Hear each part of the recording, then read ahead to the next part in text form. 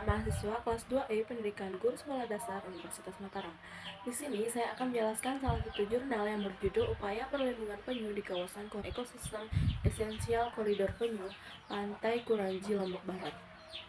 Penyu merupakan salah satu satwa yang terancam punah yang harus dilindungi.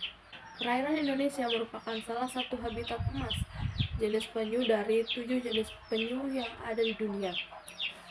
Hal ini juga pasti tak luput dari yang namanya kerusakan habitatnya. Beberapa faktor yang dapat mengakibatkan kerusakan habitat penyu bahkan dapat menurunkan jumlah populasi penyu, yaitu aktivitas penangkaran ikan, penggunaan alat tangkap ikan yang tidak ramah pada penyu, perubahan lingkungan pantai, peneluran penyu akibat berbagai aktivitas pembangunan di daerah pesisir, serta pengelolaan teknik-teknik konversi yang tidak memadai, perubahan iklim, penyakit, serta tidak dapat dikendalikan. Pengambilan penyu dan telur penyu oleh masyarakat baik untuk dikonsumsi atau untuk diperjualbelikan. Pantai Kuranji merupakan salah satu habitat peneluran penyu di Kecamatan Labu Api, Lombok Barat. Pada tahun 2017, pemerintah menetapkan Pantai Kuranji sebagai kawasan ekosistem esensial koridor penyu KSDAE 2017. Hal ini bertujuan untuk memberikan perlindungan terhadap satwa liar penyu di Pantai Kuranji sebagai satwa yang memiliki nilai penting bagi ekosistem. Permasalahan yang terjadi saat ini adalah masih ditemukan praktik jual beli penyu yang dilakukan oleh masyarakat di sekitar. Adapun upaya yang dilakukan pemerintah dalam permasalahan tersebut yaitu dengan 3 tahap.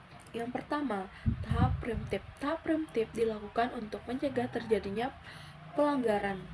Usaha-usaha yang dapat dilakukan dalam tahap ini yakni sosialisasi atau penanaman nilai kepada masyarakat agar nilai tersebut terinternalisasi dalam diri masyarakat.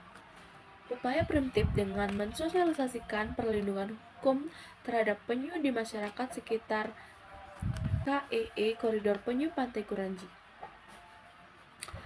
Yang kedua, tahap preventif. Tahap preventif merupakan tindak lanjutan dari upaya preemptif. Tahap ini adalah pengawasan atau kontrol pelaksanaan kebijakan. Teknik pengawasan ini dapat dibagi menjadi dua, yaitu secara langsung dan secara tidak langsung. Bentuk pengawasan yang dilakukan pemerintah di KEE Koridor Penyu Pantai Kuranji yaitu berupa pengawasan tidak langsung, yaitu laporan lisan yang disampaikan oleh masyarakat terkait perubahan telur penyu, penjualan telur penyu, dan terkait kendala yang dihadapi pada saat pelaksanaan kegiatan pengawasan. Sedangkan pengawasan langsung dilakukan dalam bentuk patroli bersama masyarakat dan observasi pasar tempat telur penyu diperjualbelikan. Dengan intensitas pengawasan kurang dari 3 kali dalam 1 tahun. Rendahnya interaksi pengawasan mengakibatkan tidak ada efek jera dari masyarakat sehingga praktik perjualan telur penyu masih terus dilakukan di beberapa pasar di Mataram. Yang ketiga, tahap referensif. Tahap referensif merupakan upaya yang dilakukan saat telah terjadi tindak pidana. Pendekatan preemptif dan pendekatan preventif terkadang tidak berhasil. Oleh karena itu, kesadaran atau kondisi masyarakat dan karena kurang efektifnya pengawasan ini, cara referensif diharapkan menumbuhkan efek jera. Menurut pengakuan pemerintah, jika ditemukan pelanggaran di kawasan Pantai Kuranji hanya dilakukan peneguran dan pendekatan secara kekeluargaan.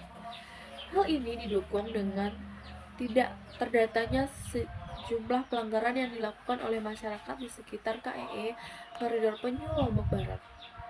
Kesimpulannya, upaya perlindungan penyu di kawasan ekosistem esensial Pantai Kuranji masih dikatakan rendah. Sekian.